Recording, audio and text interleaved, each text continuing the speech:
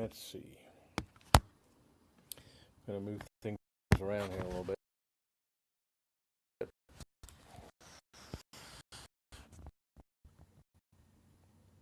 Let's see how we do. Well, actually, no, I'm not. Hey, this is Neil Palache. It is 5 o'clock on Monday, and there are a few people coming on. This is good. Very, very exciting. Good to see you all. Thanks for coming on. I get some hearts. That's lovely. I do appreciate the hearts for those of you who are on Periscope. And for those of you who are on Facebook Live, feel free to give me some thumbs up or some howdies or whatever you feel like. It's all good. And back on Periscope. The phone started ringing right in the middle of it. That is too funny. Oh, well, that's what happens when you get robot calls from the school. Hey, what can you do? So, hi, good to see you all on a Monday afternoon here in Southern California. It is 5 p.m. Pacific Standard Time on the west coast of the United States of America. And I hope you all had a great weekend. And I also know that tomorrow in the United States is voting day for, I don't know what it is, 90% of the voting population. I would imagine there's at least 10% that have already voted through their send-in ballots, mailing ballots. And the rest of you get out there and vote, whoever your candidate is. And also remember that there are other things to vote on. California's got positions locally, statewide, and of course presidential is going to be an interesting day. And tomorrow night is going to be very interesting. And one thing that we know is that Wednesday morning for sure, pretty much for sure, we will know who our new president will be. We are going to get a new president, and he or she will be coming on January the 1st. So one way or another, we are getting a president. So what I want to talk to you today about is a continuation of the discussion that I've been having with you about insurances, which I know are not terribly exciting or, colorful and all that other kind of stuff, but unfortunately or fortunately, it's what we have to do. And you'll notice on my Periscope and Facebook Live description, I said this is replace my income and pay my expenses insurance, which is more commonly known as disability insurance. I talked a little bit about this earlier in the week when I did a very short Periscope and Facebook Live, but I want to get into a little bit more detail because it is a very, very important piece of the pie, and it is a piece of the pie that too many people don't have insured, and I don't quite understand. Well, I do understand it because it can be pricey, but it's important to know that you have to, you've got to have protection of your income. If your income is not your most important asset, then what is? If you are not your most important asset, then what is? So disability insurance is very important. There are two primary kinds of disability insurance. One that insures your income, whether that's a salary or your net profit after business expenses. You can insure that. One of the things that most people don't know about, and this is only for people who have businesses, only for people who own businesses, and you can be a sole proprietorship or a corporation, a partnership, LLC, whatever, but it has to own a business. And that is what is known as business expense insurance. And this is disability insurance, but rather than replacing your personal income, your take-home pay, it insures and replaces and pays for the things that you have to pay for, your fixed expenses in your business, your rent, other people's salaries, car payments, equipment, leases, those phones, those kind of things. So if you are lucky enough to be in a business where you can actually continue running that business, or the business can continue running, uh, even though you are not there working it, then you can buy business overhead insurance, and it will pay those expenses. It will pay for the rent, for the telephone, for those employee salaries,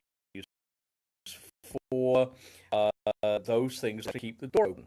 Now, that can be very, very, very beneficial, because if you are sick, or if you are hurt as the business owner, and you are unable to practically base what you do, to work, to do what you do on a daily basis, you have people that might be able to perform some or all of those duties. You actually have business to back to. For 6 months or a year, you may not otherwise have a business to come back to. So this gives you the ability to have a business to come back to and not to lose your business. Now, if you're going to end up being permanently disabled, God forbid, but if you're going to end up being permanently disabled, then you may choose to sell that business or close that business down. But that's kind of a secondary issue if your disability is in fact that long.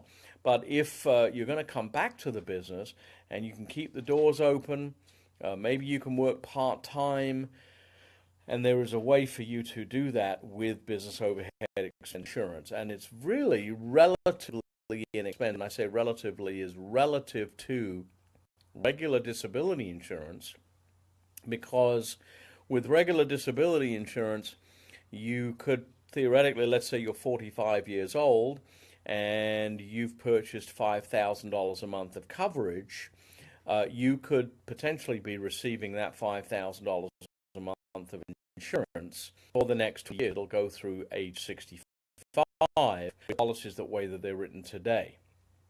Now, there are some policies that were written years ago that I wrote when I was, 20 years ago in the business, and people have lifetime coverage, but those are not offered anymore, and therefore it stops at 65. And the idea is that Social Security and other benefits, other monies that you have will kick in. Whether that's true or not in your situation is irrelevant. The coverage will end at 65.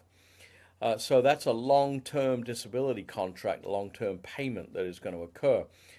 With business overhead expense insurance, the idea is to keep the doors open. The idea is to get you back to work, and that you are coming back to work, and that you've got to have a business that you can come back to. And so what they're going to do in that scenario is they're going to pay you for up to 24 months. You can buy a policy that pays you for 12 months, 18 months, or 24 months typically. And the idea is that you're coming back. If you're going to be disabled any longer than 24 months, probability you're going to sell the business is going to close.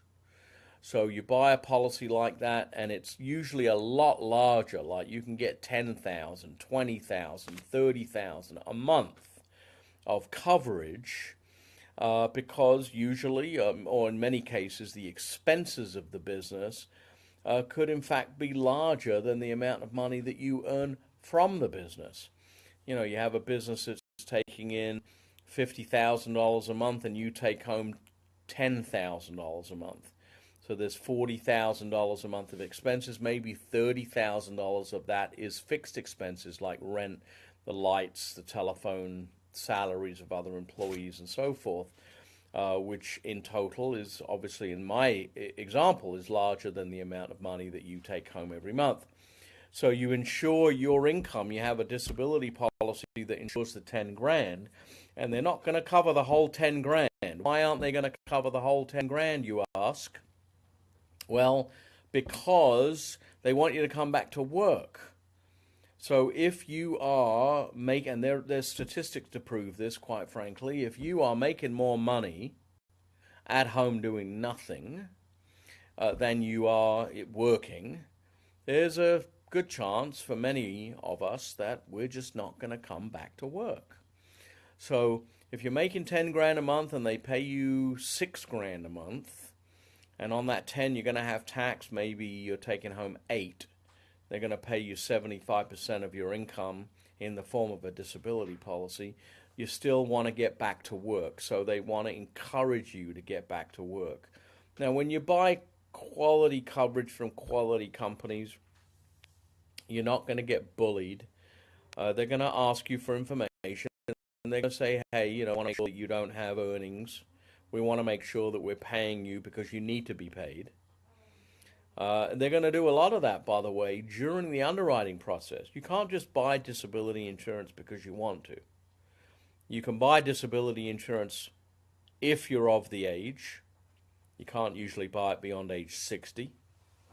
You can buy disability insurance if you have enough income to insure, and that's net income for business owners or salary, wage for employees. You can buy disability insurance if you're healthy enough. And you imagine that with disability insurance, you've got to be pretty darn healthy. And little things can make a big difference with disability insurance that wouldn't make any difference with life insurance. You could have a bad back, and that could stop you from getting disability insurance, or maybe that would get you disability insurance, but it wouldn't cover your back, which makes sense. They're not going to insure something that's already damaged, that's already potentially going to cause a disability claim. They're not going to buy a disability claim.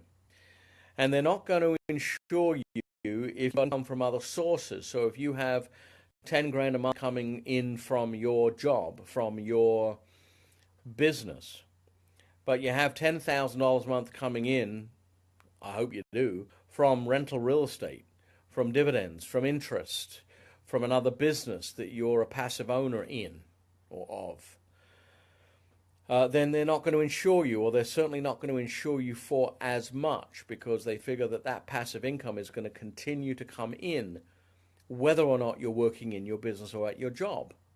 So why do you need disability insurance, or why do you need as much disability insurance? So there's financial underwriting and there's health underwriting. And they do all of that up front so that when you have a claim, you have as little issue as possible. You are sick, you are hurt, you have lost income. Okay, 30 or 60, you can't get 30 anymore. 60 or 90 days is the most popular waiting period. And that's a period of time during which you don't get any money. It's like a deductible on health insurance. So you've seen plans where there's $2,000, $3,000, $4,000, $5,000 deductibles on medical insurance.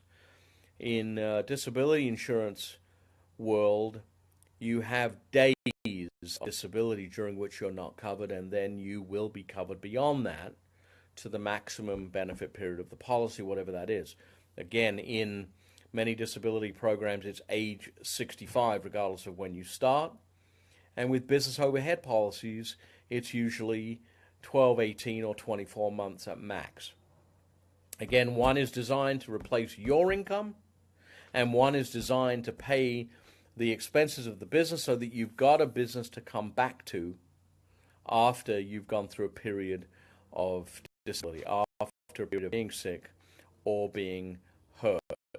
So these are the two basic kinds of disability programs. There are group programs that you can buy.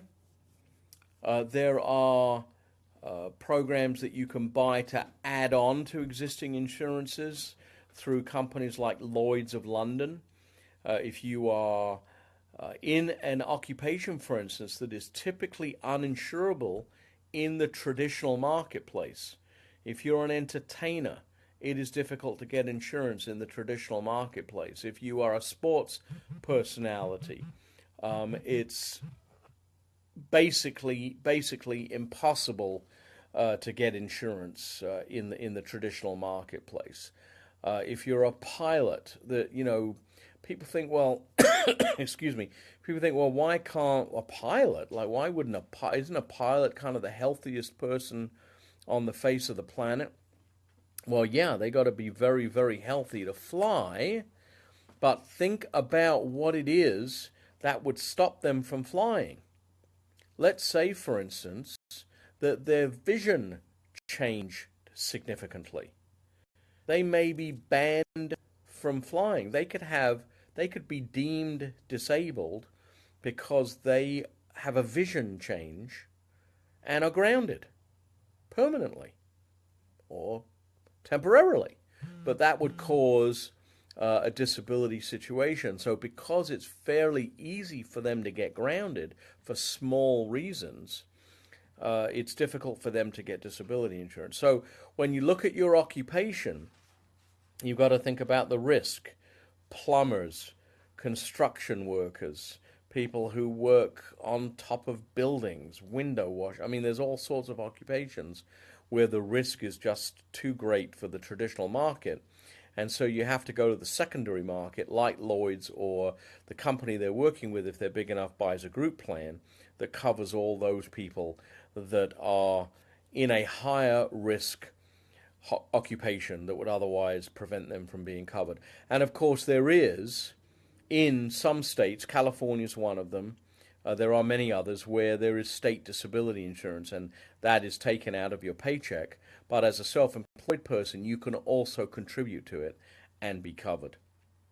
So there are a multiplicity of issues with regard to disability and disability insurance, and different uses, different kinds of policies for different situations, different businesses, different occupations, different risk tolerances are applied, and different premiums are applied to those policies dependent upon those risk tolerances or those risks, those occupational risks.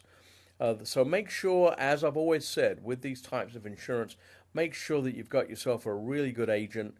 If you don't have somebody that works in this area, please give me a shout. Be happy to refer you to people that really know what they're talking about in these areas.